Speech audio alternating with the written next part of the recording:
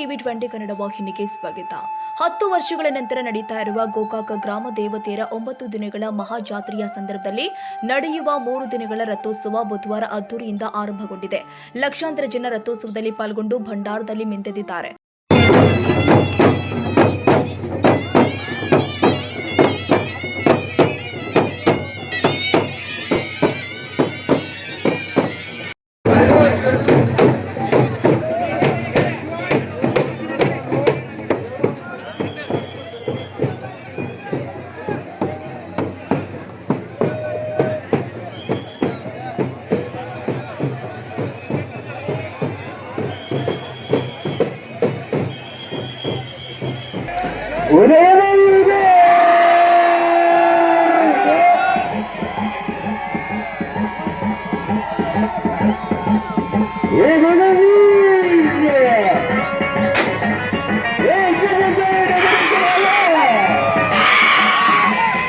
ನಗರದ ಸೋಮವಾರಪೇಟೆಯಲ್ಲಿ ರಥೋತ್ಸವಕ್ಕೆ ಗೋಕಾಕ ಶಾಸಕ ಹಾಗೂ ಜಾತ್ರಾ ಕಮಿಟಿ ಅಧ್ಯಕ್ಷ ರಮೇಶ್ ಜಾರಕಿಹೊಳಿ ಚಾಲನೆ ಕೊಟ್ಟಿದ್ದಾರೆ.